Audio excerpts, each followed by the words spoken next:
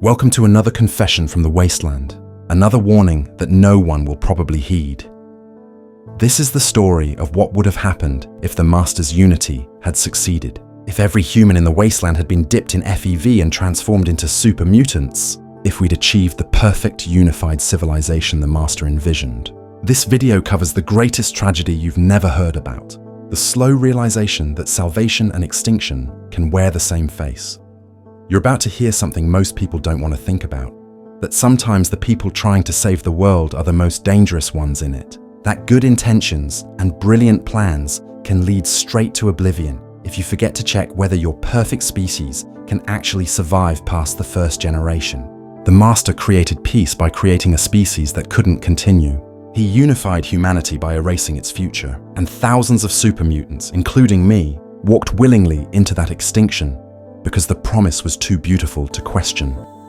And if you genuinely enjoy this kind of dark storytelling, consider subscribing and liking the channel, but only if it truly resonates with you. I'm not here for numbers. I'm here because someone needs to remember what almost happened, what could still happen if we're not careful.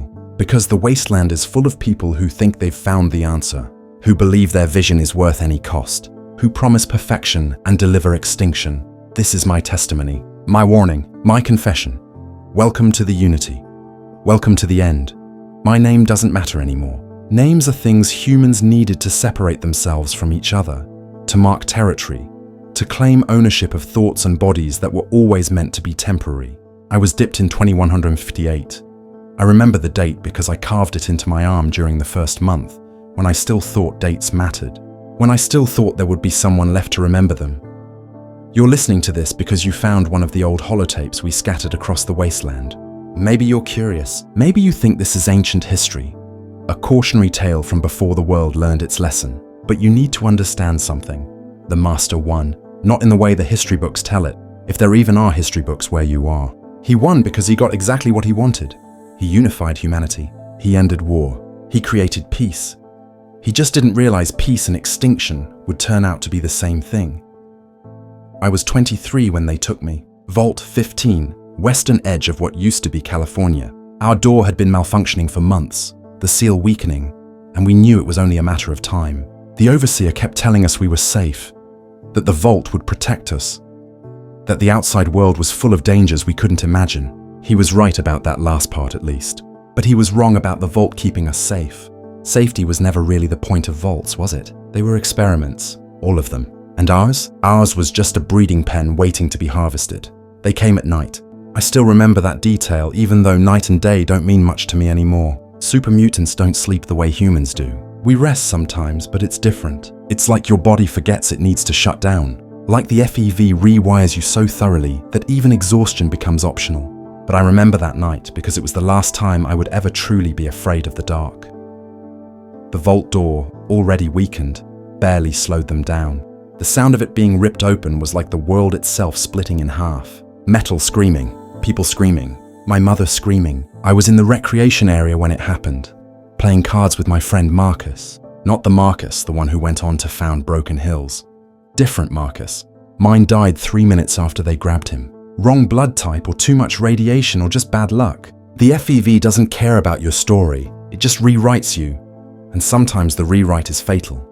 The super mutants who came through that door were massive. Green skins stretched tight over muscles that looked carved from stone. Some wore armor cobbled together from pre-war military gear. Others wore nothing but cloth wrappings and the confidence of beings who knew they were apex predators. They moved with purpose, not rage. That's what I remember most. There was no hate in what they did. They were farmers harvesting crops. We were wheat. They separated us immediately. The old, the sick, the heavily irradiated. They were put in one group and led away. I never saw them again, but I learned later what happened to them. The Master had a protocol. Those who couldn't survive the transformation were given two choices: sterilization and exile, or a quick death. Most chose death. The wasteland isn't kind to the weak, and sterilization meant your genetic line ended with you. Some people, even at the end, cling to the idea that their children might somehow make things better. That legacy matters. The Master understood that about humans. He just thought he could offer them a better kind of legacy. The rest of us, the young and relatively clean, we were the chosen ones. That's what they called us, the chosen. Like we'd won some kind of lottery. Like we should be grateful. And the strangest part? Some people were. I watched Overseer's daughter, Sarah, walk toward the mutants with her arms outstretched, tears streaming down her face, thanking them. She'd been listening to the Children of the Cathedral broadcasts. She believed. She thought the unity was salvation. Maybe she was right. I still don't know. They took us to Mariposa, the old military base where the Master first discovered what FEV could do. The journey took 3 days. We walked in chains, a long line of vault dwellers stumbling through a wasteland we'd never seen before. The sun was too bright, the air was too dry. Every breath felt wrong in my lungs. I kept thinking about the vault, about the filtered air and the recycled water and the safe, predictable routine of underground life. I kept thinking I could escape, run, disappear into the wasteland and somehow survive. But where would I go? Back to a vault that no longer existed. Forward into a world I didn't understand. The mutants guarding us weren't cruel, but they weren't kind either. They were patient. They'd done this before. They knew we'd realize, eventually, that we had nowhere to run to. The Mariposa base was a cathedral of concrete and steel, sunk into the earth like a tombstone, marking the grave of old America. They led us down, deep into the facility, past levels of rusted equipment and ancient computer terminals still blinking their pre-war warnings into empty rooms. The air grew thick, chemical, sweet and wrong like fruit left to rot in the sun. That was the FEV. I didn't know it then, but my body did. I could feel it in my lungs, on my skin, in the back of my throat. The virus was already starting to work on me, just from breathing the contaminated air. The dipping chamber was massive, industrial. Vats lined up in rows, each one filled with thick, luminescent fluid that glowed faint green in the dim light. FEV2, the perfected strain. The Master's gift to humanity. The walls were covered in cables and pipes, all feeding into the vats, maintaining temperature and chemical balance. This was a factory, a place of transformation. The floor was stained dark with decades of use, and I tried not to think about what those stains meant. They processed us in batches of 6. I was in the 7th group. We waited in a holding area while they prepared the others, and I could hear everything.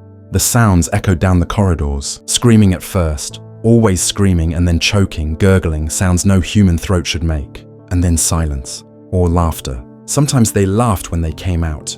The transformation does things to your mind, rewires your emotions along with everything else. When my turn came, I tried to fight. Of course I did. Everyone fights. A Nightkin held me down effortlessly, his massive hands gentle despite their strength, and wrapped me in cloth. The binding was a ritual, I realized later, something the Unity had developed. It kept you from thrashing too violently in the vats, from drowning or damaging yourself before the transformation completed. They'd learned, through trial and error, through thousands of failures, exactly how to maximize success rates. The Holy Flame himself was there that night. The Master. I saw him through the observation window before they lowered me into the vat. He wasn't what I expected. The broadcasts from the children had made him sound like a prophet, a leader, someone transcendent. And he was transcendent, but not in any way that made sense to human eyes. He was an amalgamation. Flesh merged with metal, cables running into skin, multiple faces speaking in chorus, beautiful and terrible and completely, utterly beyond the categories of human thought. He spoke to me. I don't know if it was telepathy or if his voice just carried, but I heard him as clearly as I hear the echo of his words now, decades later. He said, "You will be better. You will be perfect. You will be one." And then they dropped me into the vat. The FEV hit me like liquid fire. Every cell in my body ignited simultaneously. I tried to scream, but the fluid filled my mouth, my lungs, every cavity and opening. I was drowning and burning and being torn apart from the inside. My DNA unraveled. The double helix structure that had defined me since conception was shredded and rebuilt into something else. A quad helix, stable, perfect, incapable of natural reproduction. But that didn't matter because I wasn't thinking about reproduction. I wasn't thinking about anything except pain. Time stopped meaning anything. I might have been in that vat for 24 hours. It might have been 24 years. The virus worked through me in waves, each one rewriting another piece of what I'd been. My bones lengthened and thickened. My muscles swelled. My skin changed color, shifting from pink to gray to deep green as the melanin restructured. My internal organs reorganized, becoming more efficient, redundant systems developing to prevent catastrophic failure. And my mind expanded. I could feel it happening. Neural pathways multiplying, connections forming faster than they could be processed. I was becoming smarter, more aware. I could think in ways I'd never been able to think before. I could see patterns I'd never noticed. I could understand things that had always been mysteries. But I was also losing something. My humanity. The small, soft parts of me that had made me distinctly me were being edited out. Compassion became logical analysis. Fear became calculation. Love became an abstract concept I could understand intellectually, but no longer feel the same way. The FEV made me better, but it made me different. When they pulled me out of the vat, I was 3 meters tall and weighed over 300 kilograms. My voice had dropped several octaves. My hands could crush steel, and I was grateful. That's the part that still disturbs me when I think about it. I was genuinely, sincerely grateful. I'd been reborn. I'd been chosen. I was part of something greater than myself. I was unity. They gave me a designation. Subject 1547. We didn't use names in the unity. Names were human things, expressions of individuality that we'd moved beyond. But they gave us numbers because the master needed to track success rates, monitor development, identify which batches produced the best results. I was a good result. I'd retained my intelligence. I'd gained strength and endurance beyond human limits. I was immune to radiation and disease. I would live for centuries, maybe longer. I was perfect, except I wasn't. None of us were. But we didn't know that yet. The indoctrination came next. They didn't call it that, of course. It was education, integration, learning your place in the new world order. The lieutenant himself oversaw my training. He was magnificent. A brilliant tactical mind in a body that could tear through power armor like paper. He taught me about the Unity's mission, about the Master's vision for humanity. He showed me the data, the graphs, the projections. Before the war, humanity had been on a path towards self-destruction. Nuclear weapons, environmental collapse, resources wars. The old world ended because humans couldn't overcome their differences, couldn't stop fighting over scraps. The Master had found a solution. Make everyone the same. Remove the biological and genetic differences that fostered tribalism. Create a new species that could thrive in the post-nuclear world and never again face the conflicts that had destroyed civilization. It made sense. Perfect logical sense. And I believed it. We all believed it. The Master was saving us from ourselves. I spent my first year as a mutant working in the recruitment centers. That's what we called them. The children of the Cathedral ran hospitals and shelters across New California, offering aid to wastelanders, food, medicine, clean water, safety. And once people trusted us, once they'd been helped and healed, we'd present them with a choice. Join the Unity voluntarily or be forced to join eventually.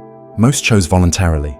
The promise of strength, of immunity to radiation, of centuries of life instead of decades. It was compelling. Those who refused were marked for later collection. The Master's army was growing and we needed numbers. We needed to reach critical mass before the other factions realized what was happening and tried to stop us. The Brotherhood of Steel was already suspicious. The NCR was too fragmented to pose a real threat. But there were others. Scattered vaults, hidden settlements, people who'd look at the Unity and see monsters instead of saviors. We found Vault 12, Necropolis. The ghouls there had survived nuclear radiation through a different kind of mutation, one that left them intelligent but physically deteriorating. We offered them transformation. Most refused. They saw themselves as already evolved, already adapted, so we laid siege, starved them out. And when they finally opened their doors, we gave them the same choice we gave everyone. Join or die. I was there when Set, their leader, finally surrendered.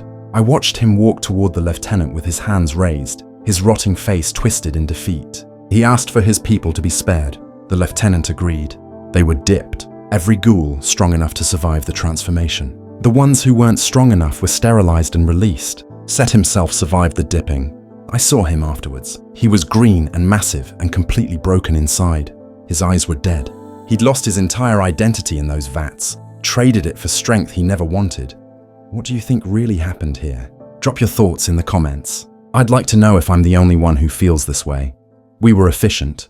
We were relentless. And we were winning. By 2161, the Unity controlled most of the core region. The Master's army numbered in the thousands. We'd located dozens of vaults and were in the process of cracking them open one by one. Pure humans, uncontaminated by wasteland radiation, they produced the best results. The strongest mutants, the smartest, the ones who could lead. I became a squad leader. I led raids on caravans. I coordinated vault breaches. I was good at it. I was helping build a better world. A unified world. A world without war. And then the Vault Dweller appeared. The Vault Dweller came from Vault 13. We'd been hunting for that vault for years. The Master knew it existed. Knew it was out there somewhere in the southern wastes. But the location had been kept hidden. Vault Tech's records were incomplete. Destroyed in the war or locked behind security we couldn't crack. So we waited. We knew eventually someone would have to leave. Vaults couldn't sustain themselves forever. Water chips fail. Food recyclers break down. Someone always has to venture into the wasteland. And when they did, we'd follow them home. I wasn't part of the team that tracked the Vault Dweller. I was stationed at the Cathedral by then, working security detail for Morpheus and the Inner Circle. But we heard the reports. A lone human, heavily armed, impossibly skilled, moving through our territory like a ghost, asking questions, investigating, making connections between the children and the Master. Smart. Too smart. The lieutenant wanted to capture them immediately, but the Master said no. Wait, watch, learn. The Master was always learning, always gathering data. Every interaction was an experiment. Every encounter a chance to understand humanity better. He thought he could convert the Vault Dweller. Thought anyone, given enough information, would see the logic of the Unity. He was wrong. I was in the Cathedral when the Vault Dweller infiltrated the lower levels. The alarm went off around midnight. Intruder in the vault sublevel, all Nightkin to defensive positions. I grabbed my plasma rifle and headed down with my squad. The corridors were chaos. Smoke and laser fire and the smell of burned flesh. The Vault Dweller was cutting through us like we were nothing. I caught a glimpse of them in the hallway. Powered armor, combat shotgun, face hidden behind a visor. They moved with brutal efficiency. No hesitation, no mercy. They weren't there to negotiate. They were there to kill the Master. We tried to stop them. My entire squad, 8 super mutants, some of the best the Unity had produced. We lasted 90 seconds. The Vault Dweller was something else, something beyond human. Or maybe they were exactly what humans could be when pushed to their absolute limit. Desperate, determined, willing to sacrifice everything to save their species. They shot me in the chest. Plasma bolt, went straight through. Should have been fatal, would have been fatal to a human. But I was Unity. My redundant organs kicked in. My enhanced healing started working immediately. I stayed conscious long enough to hear the explosion. The Master died that day. The Cathedral collapsed into the underground vault, burying decades of work, thousands of dipped humans, centuries of planning.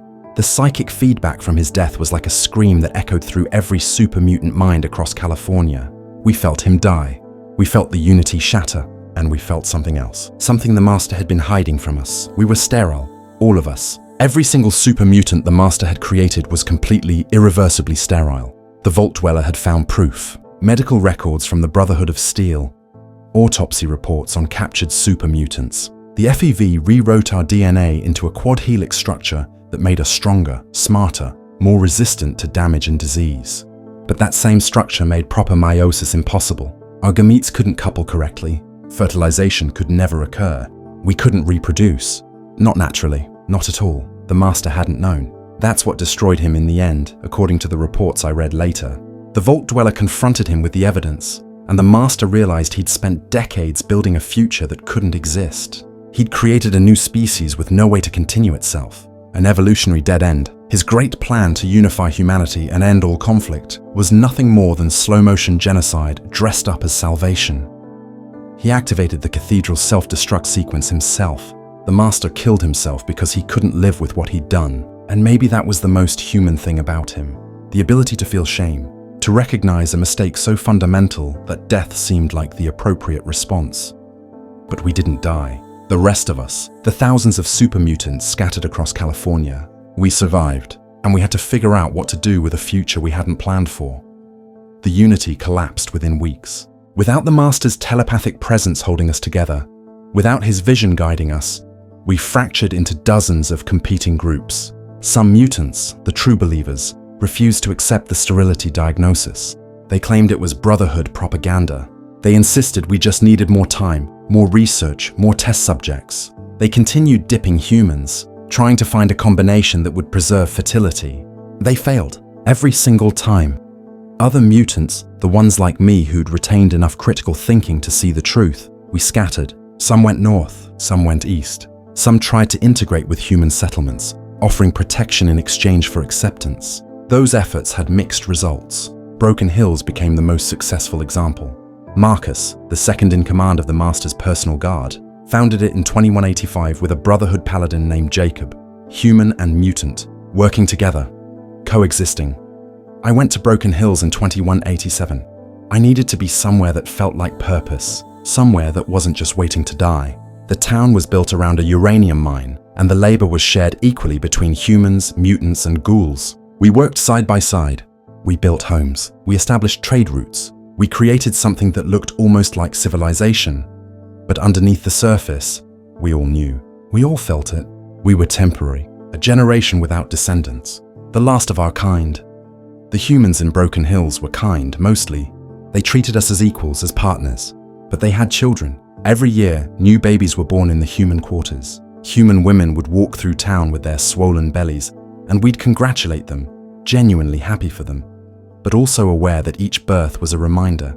They had a future. We didn't. Some mutants couldn't handle it. A Nightkin named Davidson went completely insane from the psychological pressure. He started hearing voices, convinced the Master was still alive, still communicating with him through the stealth boy radiation that had been scrambling his brain for decades. He led a group of similarly damaged mutants to Black Mountain and declared it a super mutant sanctuary. No humans allowed, no reminders of what we'd lost. I visited him once in 2279. I wanted to see if there was anything left of the mutant I'd known during the Unity days. There wasn't. Davidson had completely retreated into delusion. He'd built a religion around the Master's memory, treating old holotapes of Unity broadcasts like sacred scripture. He and his followers lived in the past because the present was unbearable and the future was non-existent. I didn't judge him, not really. We all found different ways to cope with the slow countdown to extinction. The years passed. Broken Hills prospered for a while, and then the uranium ran out. The mine closed. The economic foundation of the town collapsed. Humans moved away to find work elsewhere. The ghouls drifted off. The super mutants, we had nowhere else to go, so we stayed until the last building was empty, and the last human family packed their wagon and headed west. Marcus left to found Jacobstown. I didn't follow. I was tired of building things that wouldn't last, tired of pretending we were creating a future, when all we were doing was marking time until the last super mutant died of violence or gave up and walked into the wasteland to disappear. I became a wanderer. I moved through the wastes, hiring myself out as a guard, a soldier, a problem solver. Super mutants are perfect for dangerous work. We're strong enough to handle threats that would kill humans. We're immune to radiation so we can go places humans can't. And we're cheap labor because what do we need money for? We don't have families to support. We don't have retirements to plan for. We just exist until we don't. I met others like me over the decades. Super mutants who'd given up on community, on purpose, on anything except survival. We'd share camps sometimes, trade stories, and there was always this unspoken understanding. We were ghosts, remnants of someone else's failed utopia. Living fossils wandering through a world that had moved on without us. By 2240, most of the first-generation mutants were dead or disappeared. Not from aging, we don't age the way humans do, but from violence, suicide, accidents that might not have been accidents. The wasteland is dangerous for everyone, but it's especially dangerous for people who stop caring whether they live or die. The second-generation mutants, the ones the Enclave accidentally created when they excavated Mariposa in 2236, they were worse off than us. Less intelligent, more aggressive. They didn't understand what had been lost because they'd never understood what the Unity was trying to build. They just knew they were strong and angry and sterile. They formed raiding parties, attacked settlements, gave all super mutants a bad reputation that made integration even harder. I killed some of them. Second-generation mutants causing problems in areas where I was working. It felt like putting down rabid dogs. Necessary. Sad. A reminder that the FEV was never as controlled as the Master thought it was. Mutations are unpredictable. Evolution doesn't care about our plans. The NCR expanded. The Brotherhood of Steel consolidated power. New factions emerged. And all of them had one thing in common. They were planning for futures that would outlast them. Building governments, establishing laws, creating infrastructure for children and grandchildren and great-grandchildren. We had nothing to pass on except warnings. I started making these recordings around 2270. I wanted someone to know what happened, to understand that the Master wasn't a monster, not really. He was a prophet who believed he'd found the answer to humanity's oldest problem. How do you make people stop hurting each other? How do you create lasting peace? His answer was, make them all the same. Remove the differences that create conflict. Unify the species into something stronger, something better, something that could survive the wasteland and rebuild civilization without repeating the mistakes of the old world. And you know what? It would have worked. If we hadn't been sterile, it would have worked perfectly. Super mutants don't fight over resources the way humans do. We don't need much food. We don't need clean water. Radiation doesn't harm us. Disease can't touch us. We're almost impossible to kill. We could have inherited the wasteland and thrived. But nature has rules. Evolution has requirements. And one of those requirements is reproduction. A species that can't reproduce isn't a species. It's an aberration, a dead end, a mistake written in protein sequences and quadruple helix DNA. The Master saved humanity by destroying it. He unified us by making us extinct. And the truly horrifying part? Most of us went willingly. We saw the logic. We believed the vision. We trusted that strength and intelligence and immunity to radiation were more important than the ability to have children. We traded our future for perfection, and perfection, it turns out, has a shelf life. If you've ever wondered what choice you would make in a situation like this, tell me in the comments. I'll be reading them. There are maybe 200 first-generation super mutants left now.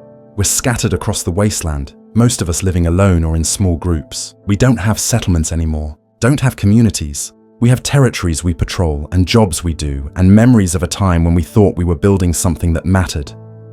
Marcus is still trying, still believing that super mutants and humans can coexist, that our remaining years mean something.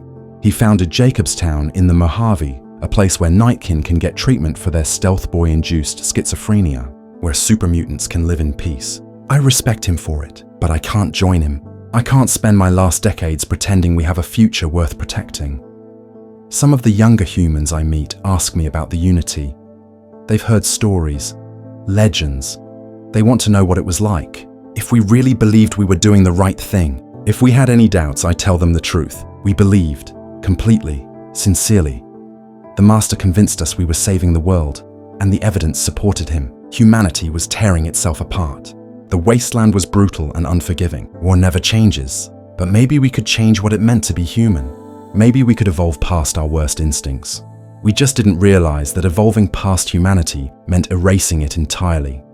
The Master wanted to end human conflict. Mission accomplished. In a world of super mutants, there would have been no war, no tribalism, no genetic competition. We would have been unified under his telepathic guidance, working together toward common goals, free from the petty differences that had destroyed the old world. We would have been perfect. And then, in 2 or 3 centuries, we would have been extinct. The last super mutant would die alone in the wasteland, surrounded by the ruins of 2 fallen civilizations, and there would be no one left to remember what we tried to do. That's the future the Vault Dweller saved humanity from. Not death, not slavery, but a slow, inevitable fade into oblivion. A peaceful extinction dressed up as transcendence. Sometimes I wonder if they did us a favor by stopping the Master. Sometimes I think we would have been better off never knowing what we'd lost. Living out our centuries in ignorant bliss, believing we'd achieve perfection, never realizing we'd traded everything that made life worth living for a few extra decades of invulnerability. Other times, I think the Vault Dweller did exactly what they should have done. They saved their species. They preserved humanity's future, even if it meant condemning thousands of super mutants to purposeless existence. From a purely evolutionary standpoint, they made the right choice. But I was on the other side. I was Unity, and I spent my life believing I was part of something greater than myself, only to discover I was part of nothing, a biological dead end, an experiment that failed spectacularly while succeeding perfectly.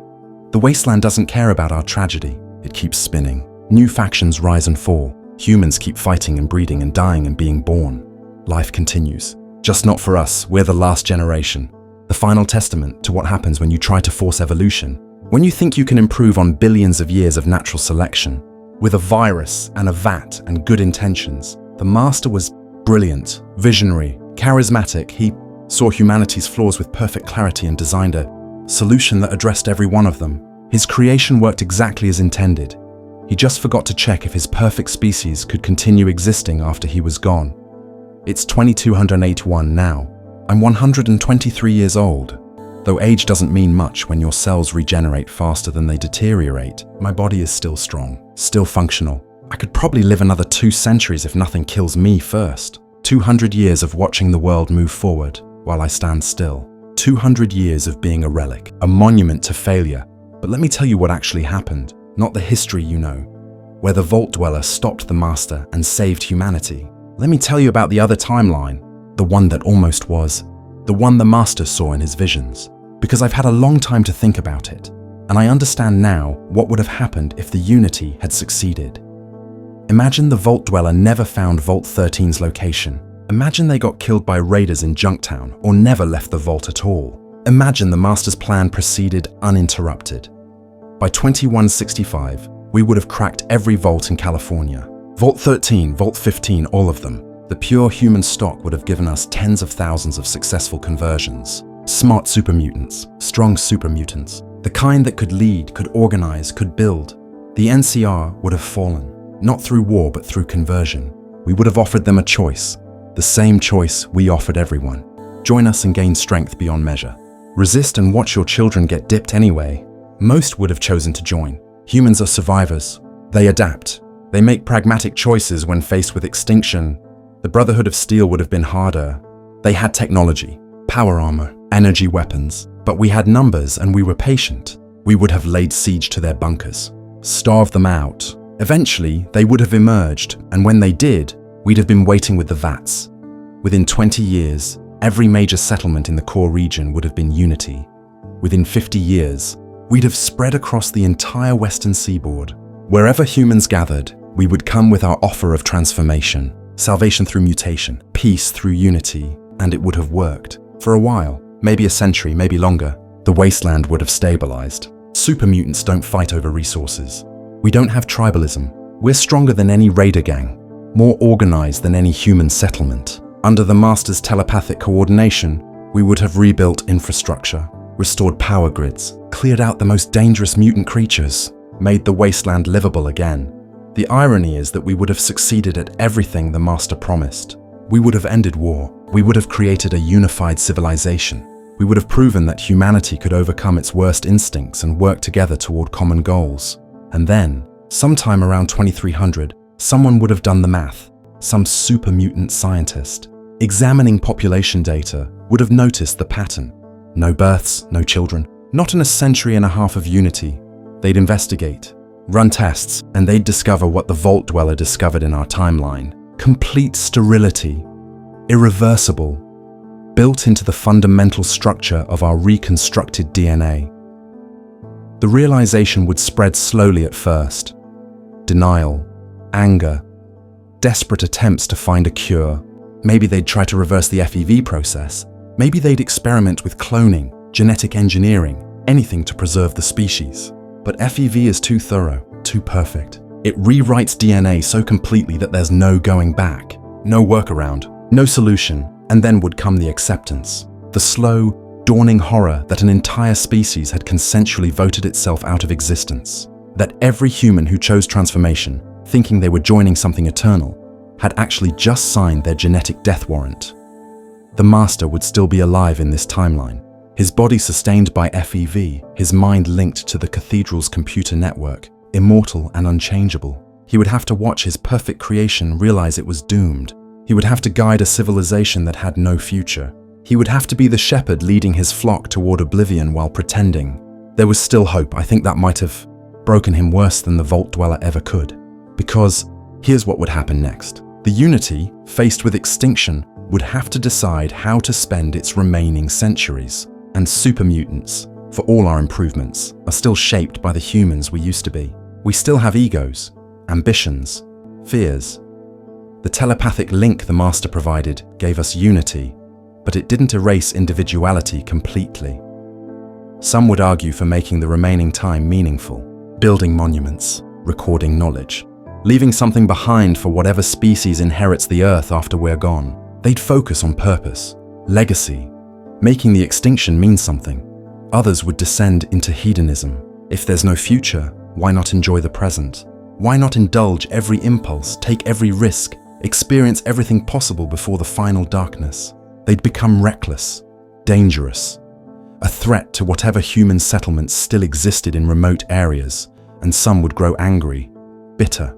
They'd blame the Master for lying to them, for hiding the sterility, for sacrificing their futures on the altar of his vision. They'd rebel, fight, try to tear down the civilization we'd built, because if they couldn't have a future, why should anyone else? The Master would hold it together as long as he could. His telepathic presence would smooth over conflicts, redirect anger, maintain order. But telepathy isn't mind control. He could influence, suggest, guide, but he couldn't force. And as the decades passed and the population started declining, as super mutants died in accidents and violence and suicide, as the settlements grew quieter and emptier, even his influence would weaken. By 2400, maybe half the super mutant population would be gone. The ones who couldn't handle the psychological weight of extinction. The ones who sought death as release. The ones who just got careless because survival loses its urgency when there's no tomorrow to survive for. By 2500, it would be worse. Communities would collapse as populations dropped below sustainable levels. The elaborate civilization we'd built would start breaking down. Power grids would fail for lack of maintenance workers. Roads would crumble. Buildings would decay. Not from age. Super mutants live long enough to maintain infrastructure, but from apathy. From the slow realization that there's no point in fixing something that outlasts you, the Master would still be alive. Locked in the Cathedral, linked to systems that had kept him functioning for centuries, unable to die even if he wanted to. He'd watch his children disappear one by one, feel their minds wink out across his telepathic network, count down the remaining members of his species like a father watching his children die of a disease he gave them. By 2600, there might be a few hundred super mutants left, scattered across the wasteland, most living alone, some still clinging to old Unity settlements. They'd be maintaining the machines out of habit more than purpose, going through the motions of civilization even though civilization requires a civilization to civilize, and somewhere around 2700, the last super mutant would die. Maybe they'd die fighting. Maybe they'd die working. Maybe they'd just decide they were done and walk into the glowing sea to dissolve in radiation that can't harm them but can still make them feel something. The Master would know. He'd feel that final mind disappear from the network. The last spark of his great experiment extinguished.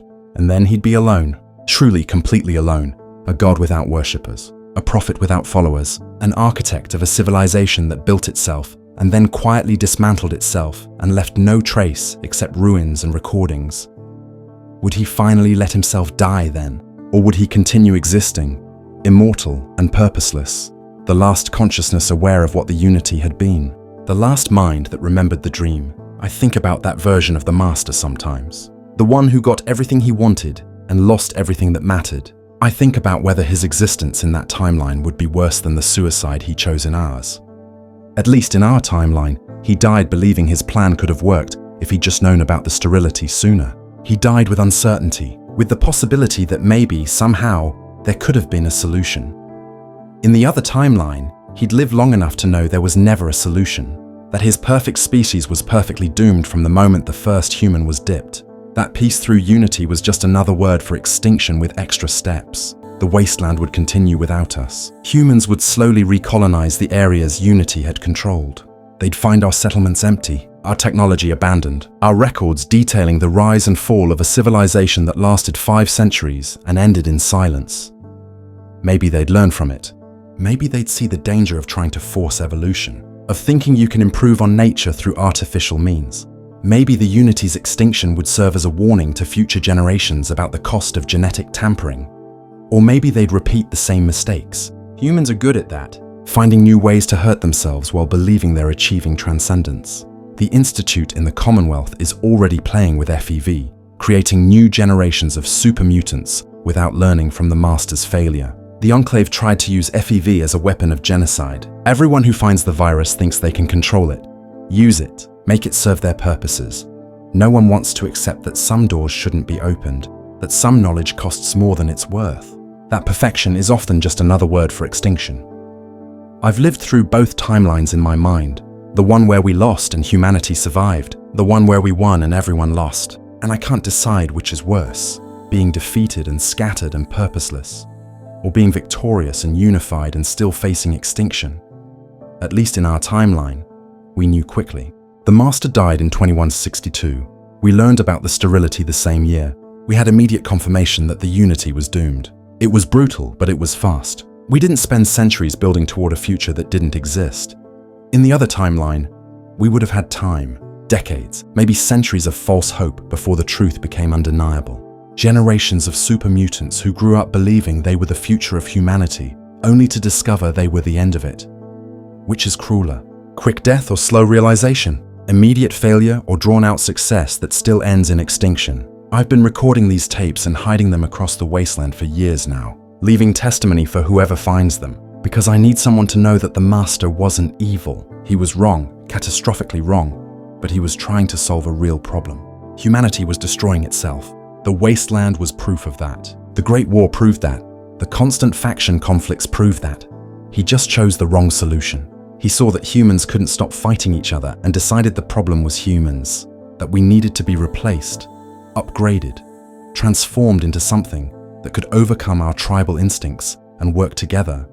But those instincts exist for a reason. Competition drives innovation. Diversity creates resilience. Conflict, for all its ugliness, forces adaptation. By removing all the things that made humanity messy and difficult, the Master also removed everything that made humanity survivable. We became perfect. And perfection doesn't evolve, doesn't adapt, doesn't change. It just exists in its perfect state until something breaks it.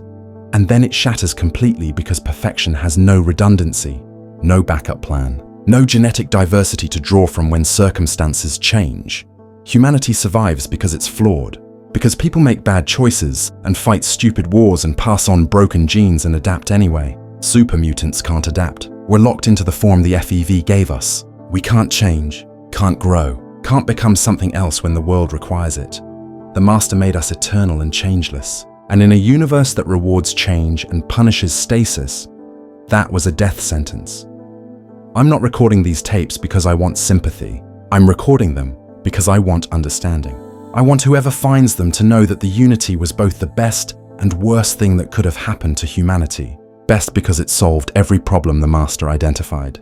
Worst because it revealed that solving those problems meant eliminating the species we were trying to save. There's a lesson in here somewhere about the danger of forced evolution, about the cost of trying to perfect something that works specifically because it's imperfect, about the hubris of thinking we can improve on billions of years of trial and error with a virus and good intentions. But I don't know if anyone will learn it. Humans keep making the same mistakes, keep thinking they can control forces they don't understand, keep believing that this time will be different. This time we'll get it right. This time the benefits will outweigh the costs. They won't. They never do. But we keep trying anyway because hope is more powerful than evidence. Because belief is more seductive than reality. Because the promise of transcendence will always be more appealing than the hard work of incremental improvement. The Master promised us perfection. He delivered extinction, and thousands of us thanked him for it. That's the real tragedy of the unity. Not that it failed, not that the Vault Dweller stopped it, but that it would have failed anyway. That even if everything had gone perfectly according to plan, we still would have ended up here, sterile, dying, watching humanity inherit the future we thought we'd claimed. The Master wanted to save humanity from itself. Instead, he showed us exactly how humanity saves itself. By being flawed, by being messy, by reproducing and dying and passing on genetic material that's never quite perfect, but always adaptable. We were the Master's children, his creation, his legacy. And our legacy is a warning written in chromosomes and abandoned settlements. Don't try to perfect humanity. Don't try to eliminate conflict by eliminating difference. Don't trade your future for strength, because strength without continuity is just temporary. And perfection without reproduction is just extinction in slow motion. I'm old now. Not in body, my super mutant physiology keeps me young, but in mind, in spirit. I've seen too much, lived too long, watched too many dreams die. The unity is gone. The Master is gone. Most of the first-generation mutants are gone. Soon, I'll be gone too, and when I am, there will be fewer voices left to tell this story, fewer witnesses to what almost was, fewer reminders that humanity's greatest threat isn't always monsters and raiders and nuclear fire. Sometimes it's visionaries, prophets, people who see our flaws so clearly They decide we need to be erased and replaced with something better. The Master saw what was wrong with humanity. He just forgot to see what was right with it. Forgot that our ability to reproduce, to pass on genetic information, to create next generations that build on what came before, that's not a bug in the human condition. It's the feature that makes everything else possible. We gave up that feature for perfection, and now we're paying the price, slowly, inevitably, one dead super mutant at a time. If you're listening to this, you're probably human. You're probably wondering if the Vault Dweller did the right thing by stopping the Master. You're probably trying to decide if the Unity was salvation or damnation. I can't answer that for you. I've spent decades trying to answer it for myself, and I still don't know. All I know is that the Master's vision was beautiful and terrible and completely, utterly doomed. That we believed in it anyway. That we would believe in it again if given the choice. Because that's what makes us dangerous. Super mutants and humans both. We want to believe. We want to think there's a solution. We want someone to tell us they've figured it out. That they know how to fix everything. That all we have to do is trust them and follow their plan. The Master had a plan. The Unity believed in it. And we're all paying the price for that belief with every day we continue existing in a world that's moved on without us. So here's my final confession. My last testimony from the wasteland. The Master was right about humanity's problems. He was right that we're tribal and violent and self-destructive. He was right that the old world ended because we couldn't overcome our differences. But he was wrong about the solution. Dead wrong. And that wrongness killed more thoroughly than any nuclear weapon ever could. Because nuclear weapons destroy bodies, the Unity destroyed futures. And somewhere in that distinction lies everything you need to know about the cost of forced evolution. The Master wanted unity. He got extinction, and in the end, those turned out to be the same thing.